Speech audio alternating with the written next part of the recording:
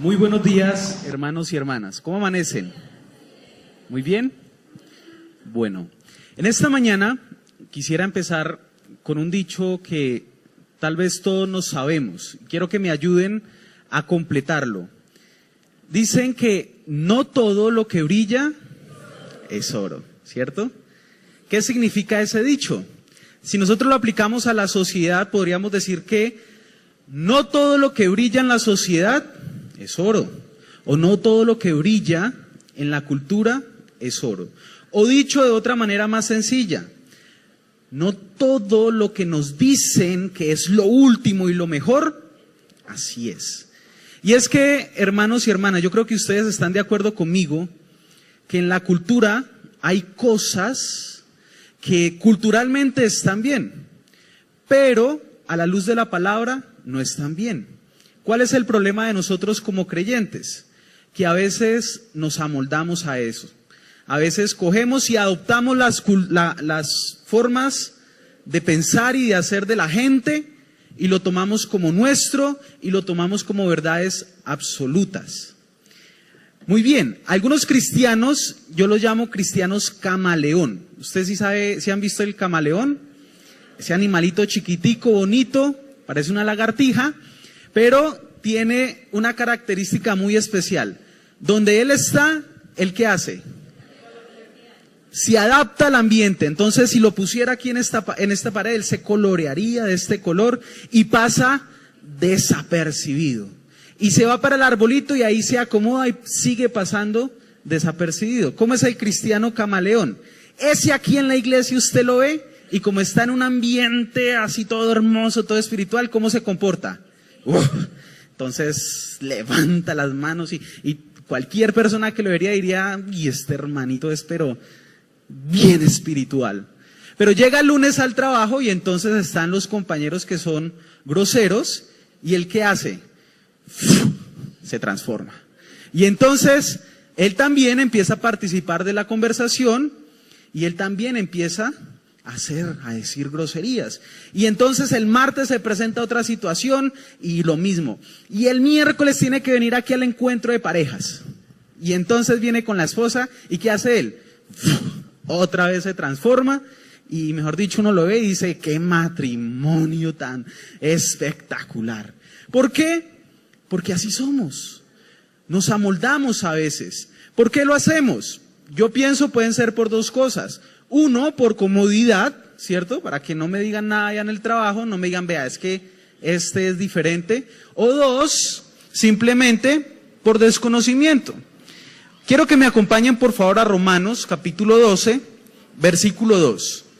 Y miremos qué nos dice Pablo al respecto de las costumbres que tiene la cultura hoy en día. Es un mandato. Y vamos a leerlo todos, me van a acompañar por favor a la voz de 3. 1, 2 y 3. No os conforméis a este siglo, sino transformaos por medio de la renovación de vuestro entendimiento, para que comprobéis cuál sea la buena voluntad de Dios, agradable y perfecta. Se las voy a leer en la Nueva Traducción Viviente, dice Pablo.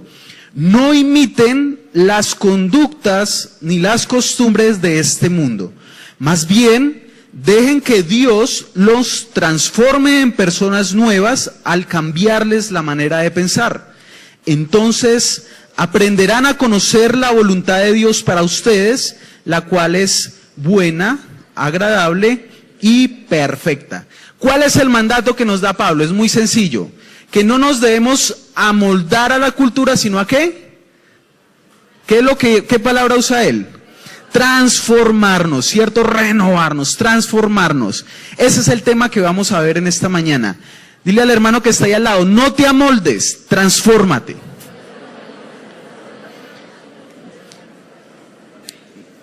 Vamos a estudiar juntos ese pasaje. Entonces, ahí en sus Biblias, vamos a Romanos capítulo 12. Y nos vamos a centrar solamente en dos versículos. El primero y este que acabamos de leer. En el primer versículo, Pablo nos da la motivación que debemos tener para cumplir el mandato. ¿Recuerdan en el mandato cuál es? No amoldarnos, sino transformarnos. ¿Qué motivación debemos tener? Según el versículo 12, capítulo 12, versículo 1, la primera parte. Dice Pablo: así que, hermanos, os ruego por las misericordias de Dios. Hasta ahí que nos da Pablo, la motivación. Ya la vamos a estudiar más a fondo.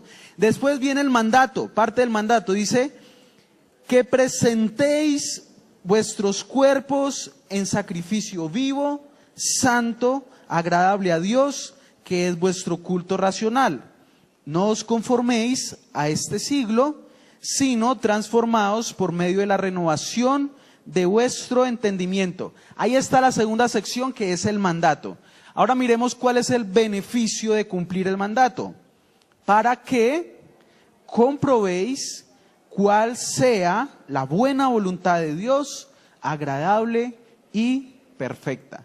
Si ustedes se dan cuenta, Pablo en estos dos versículos en primer lugar nos da la motivación, después nos da el mandato y después nos da el beneficio de cumplir el mandato. Detallemos entonces en primer lugar la motivación. La primera parte dice: así que, hermanos, os ruego por las misericordias de Dios. Hasta ahí. Miremos la primera palabra, dice así que. ¿Esta palabra qué significa? ¿O de qué otra forma lo podría decir? Por lo tanto, o por todo lo que yo vengo hablando atrás. O sea, por esto que yo les vengo diciendo, deben hacer esto otro. ¿Qué estaba hablando Pablo? Si ustedes miran el capítulo 11 de Romanos, Pablo viene hablando, se los voy a resumir de la siguiente forma. Él usa la figura de un árbol, de un olivo. Y él nos explica que en este momento el pueblo de Dios, o sea, el que es desde antes, desde Abraham, que es el pueblo de Israel, en este momento ellos están endurecidos en parte, dice Pablo. ¿Qué significa eso? Que ellos, en su gran mayoría, no creen en Jesús en este momento. Pablo explica de que eso también ha hecho de que entonces nosotros, los gentiles, los que antes no hacíamos parte de su pueblo, ahora hemos podido escuchar la verdad y los que hemos aceptado a Jesús, dice Pablo, que hemos sido injertados en ese árbol. Es como si fuéramos ramas caídas, dice él, y Dios nos cogió y nos injertó en el pueblo de Dios. Mientras que el pueblo de Dios, algunas ramas han sido cortadas y están en desobediencia. En otras palabras, ¿en qué consiste las misericordias de Dios de las que habla Pablo? Que nosotros los gentiles, los que no éramos parte del pueblo de Dios, en este momento por la gracia de Jesús, ahora sí somos parte del pueblo de Dios y hemos sido injertados ahí en este árbol. Ustedes han leído el Antiguo Testamento y han encontrado pero preciosas promesas, ¿cierto? Pero esas promesas dicen: para ti, Israel. ¿Nosotros nacimos en Israel? No, pero en este momento, por ser creyentes en Cristo, ya no hay división entre israelitas, sino simplemente entre personas que creen en Jesús y no. Entonces, podríamos decir que esas son las misericordias a las que Pablo se refiere. Esa sería la motivación. Pero no solo eso. ¿En qué capítulo estamos? Romanos capítulo 12. Resulta y pasa, hermanos, que el libro de Romanos está dividido en dos grandes secciones. Desde el capítulo 1 hasta el capítulo 11, Pablo habla solamente de aspectos doctrinales. Viene hablando de la gracia de Dios, del pecado, de la esclavitud al pecado, de Jesús, pero son aspectos doctrinales. Pero del 12 en adelante, Pablo de un momento a otro empieza a hablar de aspectos prácticos. Pasa de la teoría, por así decirlo, ya a aspectos prácticos. ¿Y saben, hermanos, cuál es el versículo que que conecta toda esta sección con esta? El que estamos leyendo. Entonces Pablo dice: así que os ruego por las misericordias de Dios. Entonces, ¿qué podríamos decir también que son las misericordias de Dios? todo lo que Pablo viene hablando en los primeros 11 capítulos. ¿Y qué es todo eso? ¿Qué nos dice Pablo?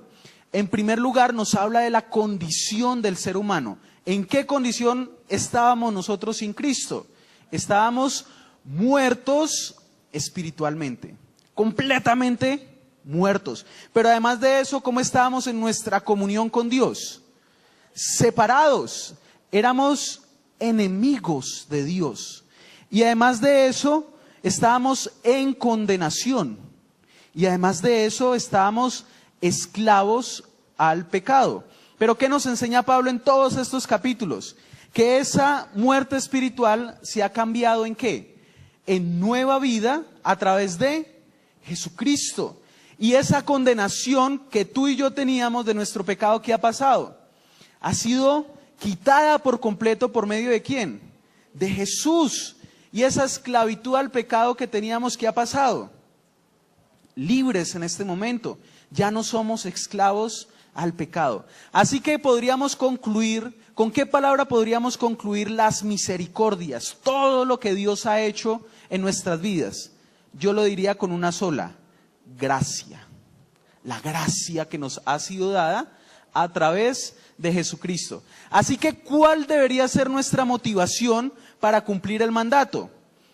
Pregunto, ¿Dios ha hecho cosas en tu vida? ¿En este momento tienes nueva vida? ¿Estás libre de condenación? ¿Has sido libertado del pecado?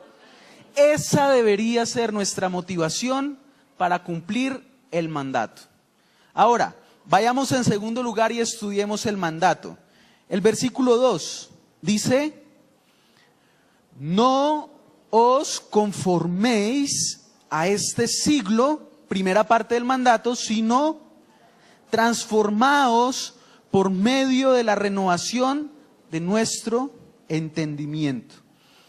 El mandato tiene dos partes. La primera dice que no se conformen, no se amolden, no imiten las conductas de este siglo. ¿A qué se refiere Pablo con este siglo? La Nueva Traducción Viviente lo traduce como el mundo, pero no es el mundo físico, sino el sistema cultural, el sistema que hay en este momento a través del mundo. ¿Qué dice Pablo entonces que debemos hacer con esa cultura? Que no la imitemos, no la imitemos, sino que la segunda parte del mandato dice que, ¿qué debemos hacer? Nos transformemos por medio de la renovación de nuestra mente. En otras palabras, lo que debemos hacer es cambiar nuestra forma de pensar para poder cambiar nuestra forma de vivir, de actuar.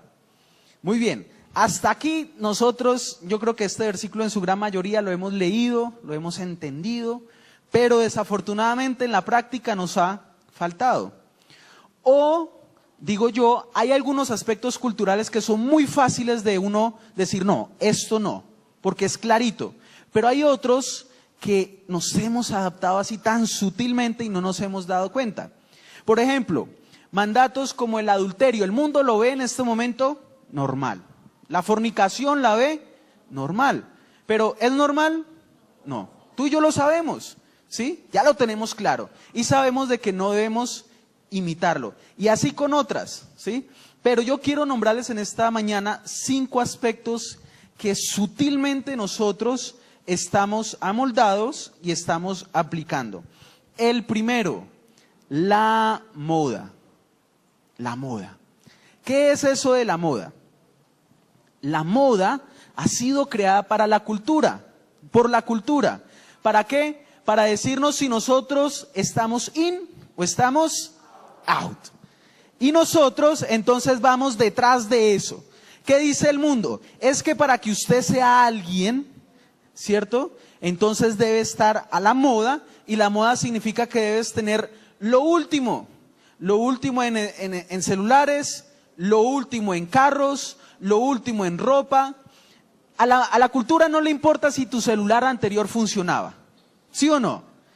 A Concel no le importa si tu Samsung Galaxy S3 funciona a la perfección. Él quiere que compres el Samsung Galaxy S6, hermana, muy bien. Ya lo sabemos, ¿sí?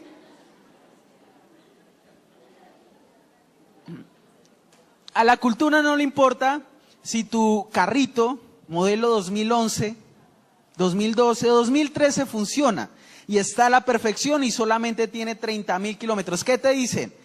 Ven al concesionario, que lo empiezas a pagar el otro año y llévate tu modelo 2016, ¿sí? Ahora, ¿cuál es el problema con la moda? Usted me dirá, Manuel, entonces no puedo aspirar a tener cosas, no puedo aspirar a esto, a aquello. El problema, hermanos, es que nosotros, por estar detrás de la moda, entonces vamos adquiriendo compromisos financieros que después, con el Samsung Galaxy S6 montado en tu carro última generación, estás así pensando en las cuentas que vienen a final de mes. Ese es el problema con adaptarnos a la cultura, que entonces vamos detrás de comprar lo último en moda, lo último en cosas y no nos contentamos. Les voy a leer lo que dice la palabra de Dios en Eclesiastés 6:9 y se lo voy a leer en la Nueva Traducción Viviente. Mira este versículo tan espectacular. Dice: disfruta de lo que tienes en lugar de desear lo que no tienes. Soñar con tener cada vez más no tiene sentido. Es como perseguir el viento. ¿Usted ha perseguido el viento? ¿Se atrevería a perseguir el viento?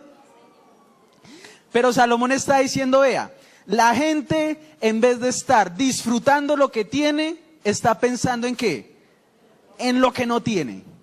Entonces, tú podrás comprarte el Galaxy S6, pero a la mañana siguiente ya lo tendrás ahí arrumado y ¿qué estarás pensando? Ay, no, pero sacaron la propaganda del S7 y yo, y no tengo el S7. ¿Por qué? Porque es a lo que la cultura nos está llevando. Algunos sociólogos dicen que esta cultura es una modernidad líquida. Es el término que usan. Una modernidad líquida, ¿por qué? Porque ya no hay nada firme, ya no hay nada sólido, ya no hay nada estable. Por el contrario, debemos ir detrás de. En segundo lugar, quiero hablarles del modelo de liderazgo que se nos ha enseñado y que Jesús mismo lo contrasta en Mateo 20:26. Mira lo que dice Jesús. Entonces Jesús, llamando a los discípulos, dijo: ¿sabéis que los gobernantes de las naciones se enseñorean de ellas y los que son grandes ejercen sobre ellas potestad? Mas entre vosotros no será así, sino que el que quiera hacerse grande entre vosotros será vuestro servidor. ¿Cuál es el modelo bíblico que hay que aplicar para el liderazgo de la familia, de una empresa, de la iglesia, de un grupo familiar, de lo que sea? ¿Qué dice Jesús? El que quiera ser grande debe servir. ¿Pero qué nos enseña la cultura? No. Si tú en este momento eres el que estás dirigiendo, eres el gerente, te han subido a gerente o a coordinador o a líder, lo que sea, tu posición, te dice el mundo, debe ser de mandar. Hermanos, esta semana vayan y discipulen a las naciones, dicen los líderes. Pero Jesús, ¿qué dice? No, si estás en esa posición debes servir. Entonces, ¿cómo debe ser la actitud de un verdadero líder? Hermanos, vamos, acompáñenme a discipular, acompáñenme a evangelizar, y así apliquémoslo a la familia, a lo que sea, hermanos, y tendremos modelos de liderazgo. ¿Cuál debería ser la actitud de un gobernante? De servicio. De un presidente, de servicio. En tercer lugar, el modelo de la familia. Yo les pregunto, ¿cuál es el modelo de familia que nos está vendiendo la cultura hoy en día? Para la cultura, ya que es lo normal y que es lo anormal. Lo normal es que la familia está constituida por la mamá y los hijos, y el padre, ¿dónde está? Por fuera, porque se divorciaron. Ese es el modelo cultural, ¿sí? O si no es ese, es la persona que está en unión libre, el hombre y la mujer, que tienen sus hijos, pero que el matrimonio vale 0, porque dicen, pero es que si estoy viviendo con la persona, da lo mismo. Lo más peligroso es que últimamente, ¿qué idea nos están vendiendo?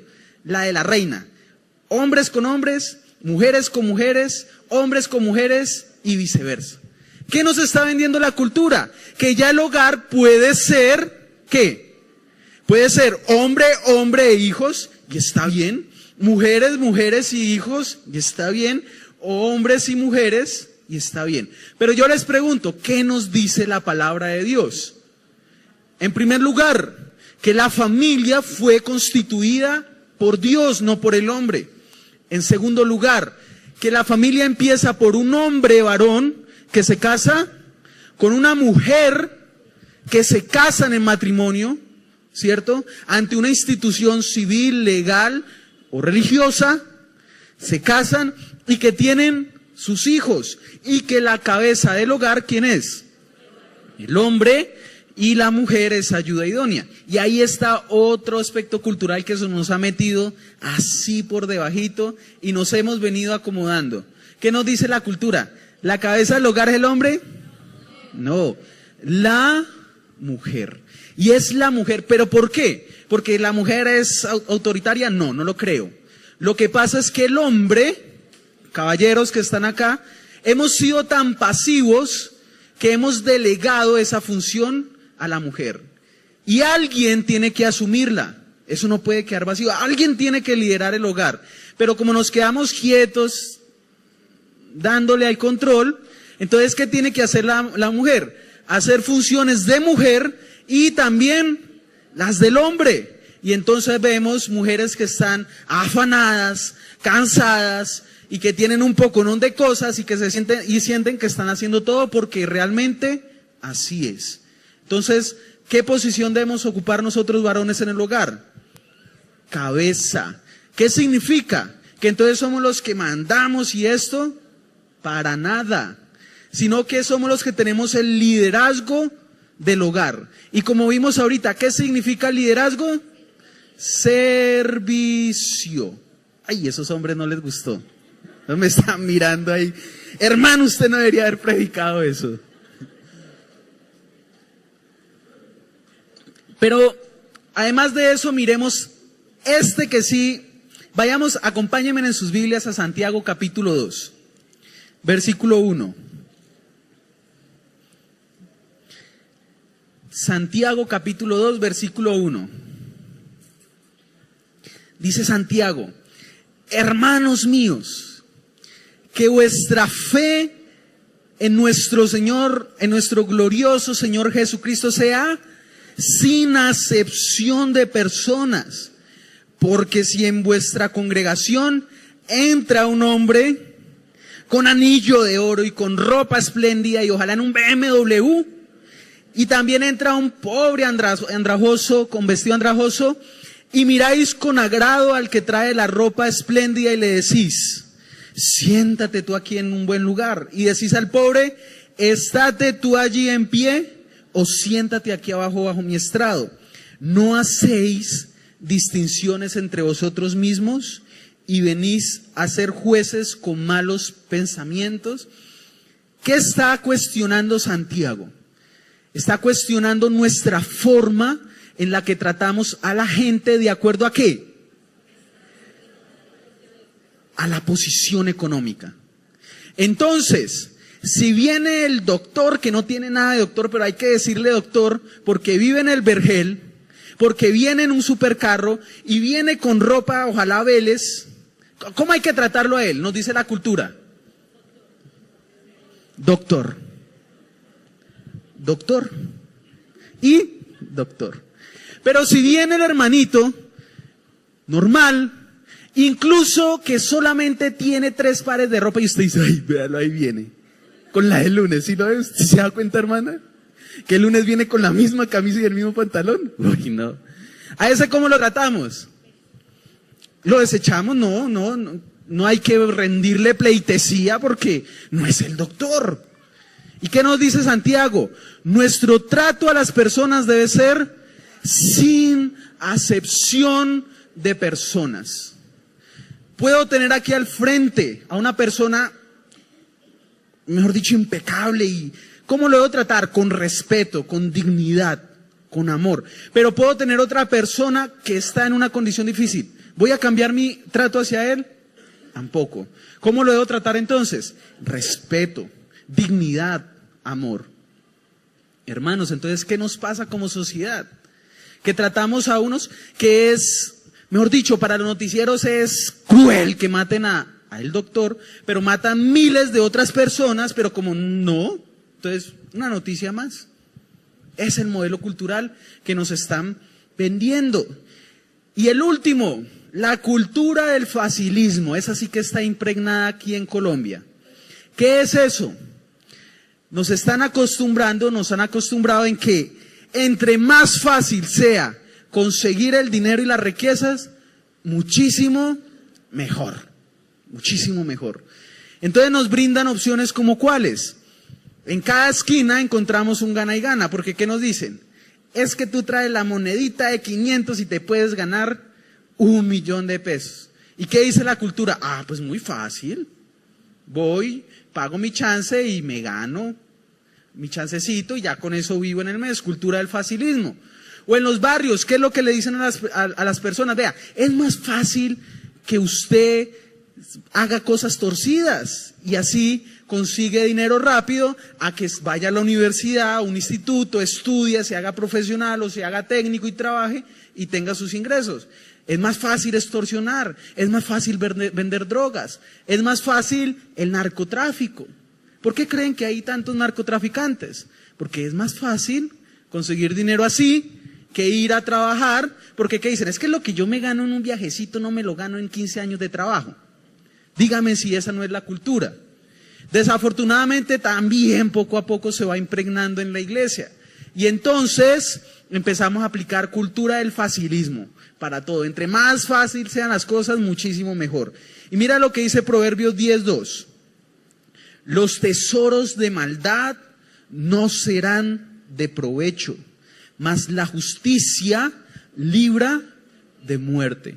Y hermanos, les acabo de nombrar 5 así rápido, pero ustedes podrían sentarse, meditar y evalúen su vida. Es lo que yo les quiero invitar. ¿Qué modelo estás aplicando para administrar el dinero? ¿El modelo que Dios nos enseña en su palabra o el modelo que la cultura nos quiere enseñar? ¿Qué modelo estás aplicando ya en tu relación con tu pareja? Y así continúa y evalúa tu vida, porque recordemos cuál es el mandato, que no debemos amoldarnos, sino transformarnos. Muy bien, volvamos otra vez a nuestro pasaje y terminemos. Capítulo 12, versículo 2, el final. ¿Cuál es el beneficio si yo decido no amoldarme a este mundo, sino transformando? ¿Qué beneficio tiene eso? Dice Pablo, para que comprobéis cuál sea la buena voluntad de Dios, agradable y perfecta. ¿Quieres experimentar la voluntad de Dios en tu vida? ¿Qué tienes que hacer? Ya es claro. Tú puedes venir, Padre, te pido que se haga tu voluntad en mi situación económica. ¿Qué te dice Dios? Muy bien, yo te proveo abundantemente, pero debes renovar tu forma en la cual administras el dinero, porque o si no, no vas a experimentar mi voluntad. ¿Y cómo describe Pablo qué es la voluntad de Dios? Es buena, es agradable y es perfecta. Termino entonces con esta pregunta. ¿Por qué las familias no experimentan la buena voluntad de Dios? ¿Por qué vemos hogares que de hogar no tienen nada? ¿Por qué? Porque hemos cogido el modelo del mundo y no el modelo de Dios. Piensa en tu hogar. ¿Cómo sería tu hogar si aplicaras fielmente la palabra de Dios? Lo que Dios dice de las labores del hombre, de la mujer, los hijos y así sucesivamente. ¿Cómo sería tu hogar? ¿Cómo serían tus finanzas si no hubieras cometido esos pequeños errores económicos por andar detrás de la moda, ¿cómo estarías en este momento? ¿Cuántas enfermedades te habrías ahorrado por el estrés? Si en vez de haber invertido ese 1,5 millones en el celular, te hubieras aguantado un poco más adelante, ya tenías uno que te funciona y lo hubieras invertido en pagar las deudas que tienes y en salir de deudas. Y ya libre de deudas, ahí sí dices, bueno, miremos, démonos unos lujos, pero primero lo primero. Hermanos y hermanas, la motivación debe ser todo lo que Dios ha hecho por nosotros. El mandato debe ser no imitarnos, sino transformarnos, para que finalmente el beneficio sea comprobar la buena y agradable y perfecta voluntad de Dios en tu vida.